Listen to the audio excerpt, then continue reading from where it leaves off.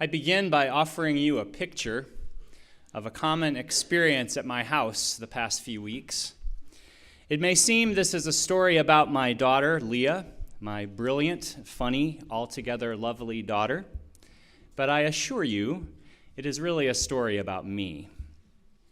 On a typical school day morning this fall, everyone in the Stringer house is up at least an hour before it is time for me to chauffeur Leah to her neighborhood elementary school. Some mornings, as we eat our breakfast, we chat about the day ahead. Sometimes we give our attention to our electronic devices or the television news. Some days we discuss the math problems that were not completed the night before or practice spelling tests to come. Leah's toddler sister Claire is usually snuggling with one of us, just waking up herself. The house smells of coffee. There is an air of peace. And then, with about 15 minutes to spare before departure time, anxiety descends. A rushed search for clothes, schoolwork, books, instrument, shoes, coat, hat, gloves ensues. Inevitably, it seems at least one of these things is missing. Leah's adrenaline spikes as she storms about the house looking for the missing item, sure that she will not find it, sure that as a result she will be late for school, and it seems by the panic she displays that the world might end. She begins wailing in a voice a few octaves higher than usual, a sound that, for reasons unknown to me, triggers a rise in my own adrenaline. Her mother is rarely drawn into this drama, but I inhale it like oxygen, receiving the anxiety as if it is meant for me, often spitting it back as if it is mine to spread. Some days I react with my own wailed questions. Leah, why do you have to wait till the last minute? Other days I do my own stomping around, reacting with proclamations. This is ridiculous, I say. Some days I try to put on what I imagine would be the voice of the gentle, grounded parent, but my words betray my intent. This is what happens, Leah, when you don't get things ready sooner, I say. As if she doesn't know that. As if she needs my assessment of her choices in the moment of her panic. And on some far too infrequent days lately, I am able to hold it together just enough to not return my daughter's anxiety, even if I feel it myself. I just let it be what it is. Earlier this week, I did this, sort of. As Leah's cries pierced through the halls of our upstairs and down into the living room where Susan and I were sitting, I muttered to myself, that's... I wasn't laughing.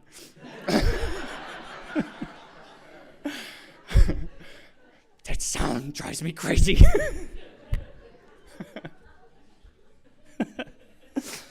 Susan mildly shakes her head. She says, "You know that's the sound of having an 11-year-old daughter, right?" Yes, I'm learning that, I told her. That's why I'm muttering to myself rather than yelling back. I don't want to yell. That's not who I want to be. I'm looking for coping skills. And today, muttering to myself is my choice. It worked well enough that day. Muttering my reaction to myself rather than unleashing it on Leah was my way of reminding myself that I didn't have to take on her anxiety. I didn't have to react to it. I could keep some perspective. I could choose a more measured response. Still, I was far from whom I wanted to be that morning, muttering to myself in earshot of my wife. It's not exactly the non-anxious presence to which I aspire, but it was an improvement. By choosing to name my reactivity to myself, I was able to take a step back from it to see that I do, in fact, have a choice in how I take on the anxiety of others or not.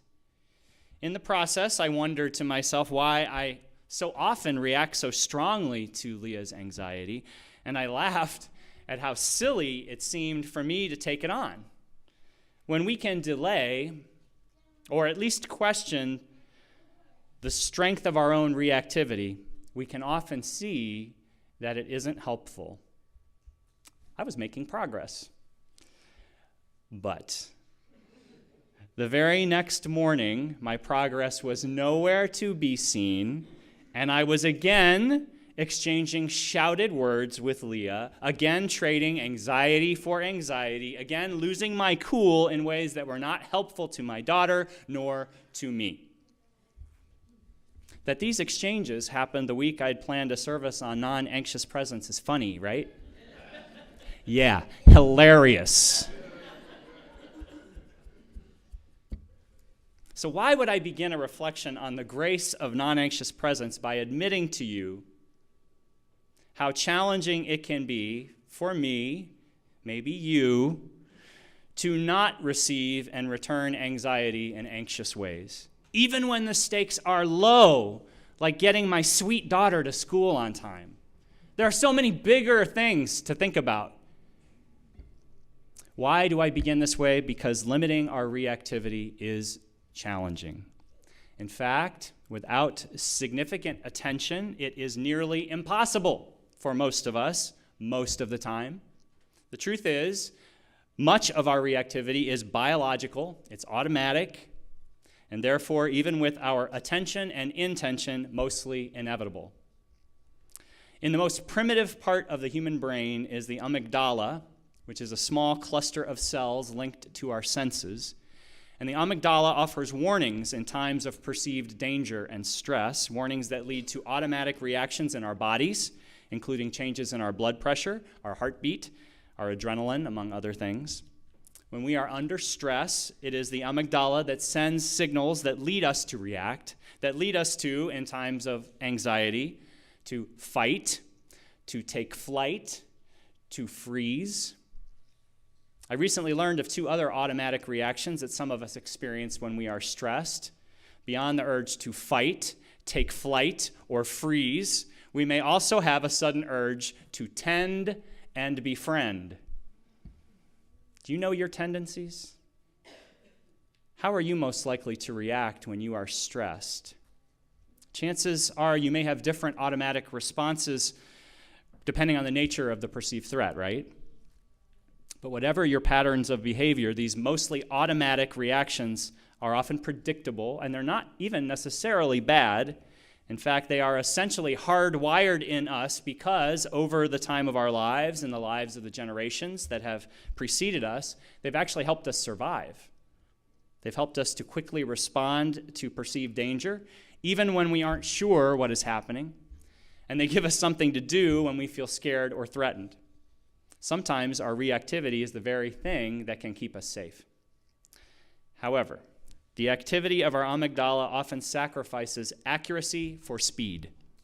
Its purpose is to help us jump to conclusions and to react, not to help us think things through first and then respond in what could be more appropriate, more helpful ways.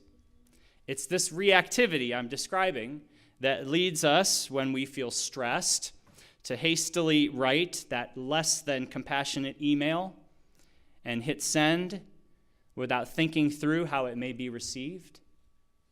It's this reactivity that leads us to craft that negative story about someone else's intentions, even when we don't have all the facts, or to blame someone else for our own problems or fears or insecurities, or to complain to others rather than address our concerns with the subject of our grievances. It's this reactivity that can lead us to snap when we are snapped at, or when we assume we are not being cared for or respected in the ways we think we should be, or when we are made uncomfortable by someone else's discomfort. It's this reactivity that may lead us to take responsibility for other people's functioning in ways they have not requested nor ultimately need, thereby keeping us entrenched in our own over-functioning. It's this reactivity that can also lead us to withdraw, to run away, to retreat into ourselves, to refuse the positive and healthy connections and possibilities that could be ours were we able to more thoughtfully put aside our fear and anxiety when it is not helpful to us. Knowing the biology of these automatic forces that lead each of us to be more reactive to our circumstances than responsive helps me to give myself a break when I miss the mark, which is often. It helps me see how easy it can be for me to veer from my own best intentions, which in turn leads me to be more forgiving of others when they do the same thing. And it leads me to seek forgiveness more quickly, naming where I found myself being reactive. Not as an excuse, but as an acknowledgement that I would like to choose a better response in the future. When I asked Leah's permission to share the story with you of our recent morning encounters, I told her that the value of the story for me was the acknowledgement in it that I was behaving in ways I would rather not, and that I wanted the congregation to consider that to aim to be a non-anxious presence more often is to be willing to grapple with and take responsibility for our own behavior. When I told her this, Leah appeared to be relieved. Yeah, maybe she was comforted by the reminder that her dad needs to work on his reactivity too, that she isn't a problem to be solved any more than I am. After all, any reactivity Leah shows most likely came from me in the first place, or at least from our multi-generational family process into which she was born. I'm reminded of that joke that the reasons our families can flip our switches so easily is because they installed them.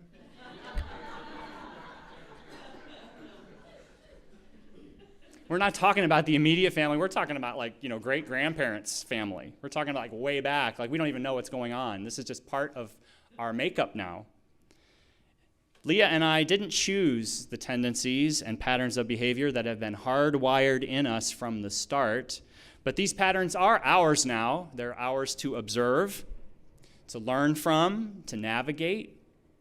And trying to take a clear-eyed look at our family process is the first and perhaps most important step we could take in actually modifying these patterns for future generations. Just paying attention. How do we do this? How can we experience the grace of non-anxious presence in our relationships more often?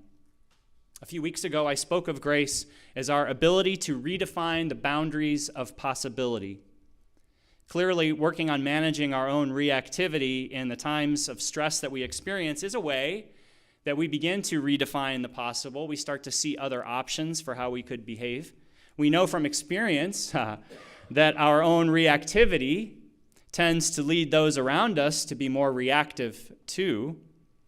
If we want to change our patterns of reactivity, we have to notice the reactivity and do our best, even in our imperfect, never fully completed ways, to, as I like to say, step off the dance floor and take a view of things from the balcony so we can better see our patterns and consider perhaps a more non-anxious response. If not in the moment, difficult as that is, then maybe later when we're thinking about it, reflecting on what has happened.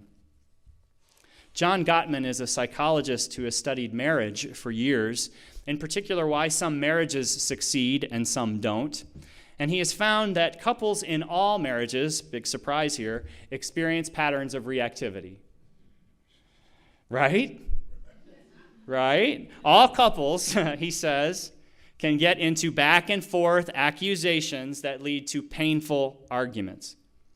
He has found that the couples who tend to separate are those who cannot let go of their automatic reactions and who thereby keep the cycle of reactivity going, often until it reaches a vicious point of no return.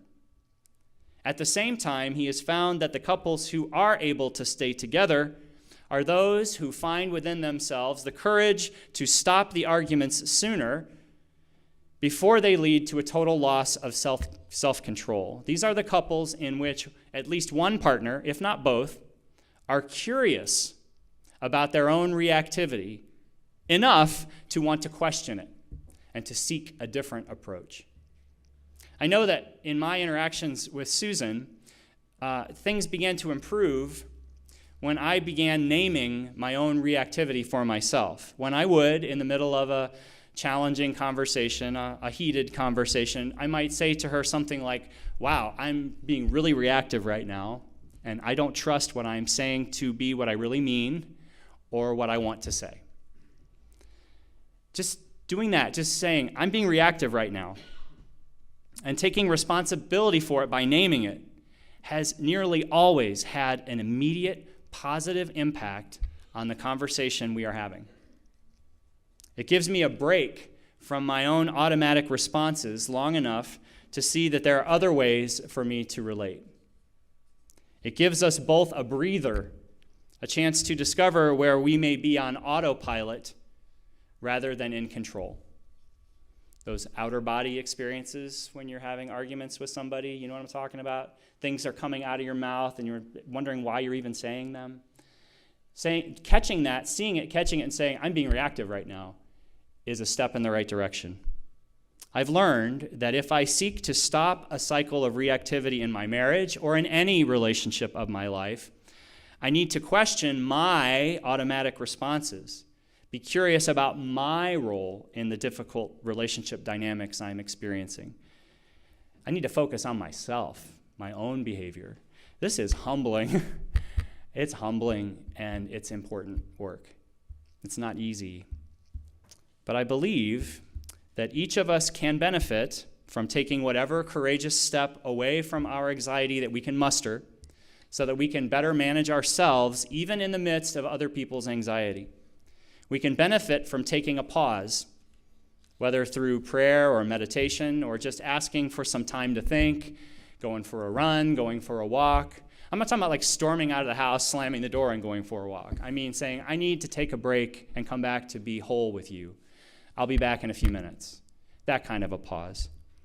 Anything that we can do that would enable us to, in our own way, say that prayer that Aaron shared with us last week, that prayer of God, grant me the serenity to accept the people I cannot change, the courage to change the person I can, the wisdom to know that it's me. The wisdom to know that it's me.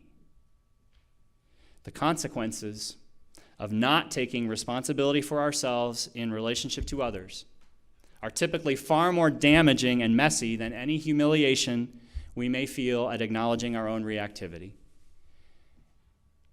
And these consequences, well, they impact our workplaces, they impact our public institutions, our churches, our government, all relationships and families of our lives. Ed Friedman, who spent his professional life as a Jewish rabbi and as a family therapist, specializing in Murray Bowen's family systems theory, wrote a fable to explain the value, if not the grace, of non-anxious presence. And he used in this fable a circle of standing dominoes as a metaphor for the interdependent nature of our relationships and the families of our lives, and the ways in which our automatic reactivity to one another can be never-ending until we are able to find the courage to focus on our own functioning in the system. His fable, appropriately enough, is called Panic. There was a long line of dominoes. I can't set up a long line, but I can put a couple next to each other. There you go. A long line of dominoes, imagine them, thousands of them, standing equal lengths apart, circling back onto themselves. The distance between them was close enough so that each of them knew that if one domino lost its balance, all the rest would be challenged to maintain theirs. Occasionally, something happened that shook them. Some wavered a bit, but they held their positions in the circle, always capable of rebalancing so that the possible and likely unstoppable chain reaction that they knew was possible never began. But one day, the inevitable happened. It was number 10,101. Number 10,101 lost its balance. It teetered, it shook, it pivoted on its corner, it righted itself, and then it fell flat against its neighbor. The neighbor, 10,100, was caught off guard, and it immediately fell against its neighbor. And within no time at all, the falling had spread to the next several hundred dominoes, before they even recognized the danger of what was taking place. As the sequence of falling continued, some dominoes gave in without a fight. Others pretended it wasn't happening. A few became so anxious that they fell over before it was their time, which made the falling go even faster. As the dominoes kept falling, each sought to mobilize its energy to hold up or push back its falling neighbor. But this effort didn't help. The force of the falling dominoes was too much. To hold just one neighbor up would have been challenging enough. To withstand the momentum of all the falling neighbors was impossible. Each domino that still remained standing asked itself, what could it do to fight the wave of collapse heading its way? Some tried to calculate the physics. Others considered aerodynamic intervention. Still others considered the possibility that they could help their neighbors stem the tide if they could just intensify their focus on each other. And several thought of sacrificing themselves for the greater good by falling before their turn. Still, the falling continued, and it became increasingly hopeless to think that anything could change the course of these events, when suddenly things stopped. They stopped with such resounding force and suddenness that at first the cumulative energy redirected created a backlash, equal in force. A ricochet occurred that actually reversed the process, but without lessening its destructive effects. At some point, the dominoes began to go in the other direction, straightening up again only to fall the other way. This continued at the same rate as in the previous direction, past the starting point, running right through the original 10,101 and mowing down the remaining dominoes that had gone previously untouched, until once again the last one fell against the other side of the domino that had not gone down. Again, the process abruptly reversed itself, now in the original direction, but somewhat spent now. The energy being expended was just enough to push each other in succession into an upright position without bowling it over. Back and forth, back and forth. Suddenly, back, upright again. The back and forth had gone so fast that before any of the dominoes had time to consider what had happened, all were standing once again, erect, quivering here and there, but basically stable. Eventually, all began to focus on the point where things had turned. What had happened? Who had stopped this process, and how? At the spot, all that could be seen was a domino, no different in size or shape or weight or color or density or any visible characteristic than any other. There was nothing extra to prop it up or to reinforce its strength. The entire line was intrigued. Slowly, each began to realize what it owed to this one member of its community. How did you do it? They all wanted to know. What formula did you use to stop the falling? What did you understand about its nature? How did you calculate the proper measure? What did you see that we didn't? They asked. I'm not sure what the difference was, said the domino that had not been dominoed. All I can say is, while each of you were trying to hold your neighbor up, my concern was that I did not go down. Friedman says the moral to this fable is put your own oxygen mask on first. I appreciate and recognize the message of this fable that when we focus more on others than on our own functioning in the system, we actually perpetuate whatever dysfunction is happening. I also appreciate how when the single domino chose a different response, focused on self rather than on others, the system reacted in equal force in the opposite direction. This is a good reminder that anytime we seek to change our own behavior in the families of our lives, we should anticipate a reaction equal in force to whatever change we are making. But if we stand firm in our focus on our own functioning, monitoring our own reactivity and seeking more thoughtful responses, while remaining connected to others, the reactivity will eventually modulate, and our own choice may, in fact, actually empower or enable others around us to do the same. As we head into the holiday season, it's the holiday season, a time when we may be gathering with our families in ways that, well, cause anxiety for us, for them, when patterns of reactivity may run rampant, triggering a domino effect not unlike Friedman's fable, when we may be presented with opportunities to remain standing while others around us are falling, I am going to offer to you a reminder of the grace of non-anxious presence. I'm going to offer to you a domino. When you leave services today, be sure to pick up your own domino, your own memento of this consideration we've shared today. I invite you to put it in a place where you're going to see it this season as a gentle reminder to perhaps pay attention to your own anxiety and reactivity. Maybe you could carry it in your pocket. You could use it like a worry stone, putting it in your hand when you need some encouragement to seek a different, more perhaps self-aware interaction with those around you. I'm hoping that your domino will encourage you to consider that anytime we can focus our attention more on our own behavior than on the behavior of those around us, we will have the chance to change the dynamics of our families towards the healthy, one encounter at a time. For our non-anxious presence, difficult though it is, can help actually redefine the boundaries of possibility, even in the most anxious of times. And what better gift of grace could we offer this holiday to the families of our lives and to ourselves? What better gift indeed?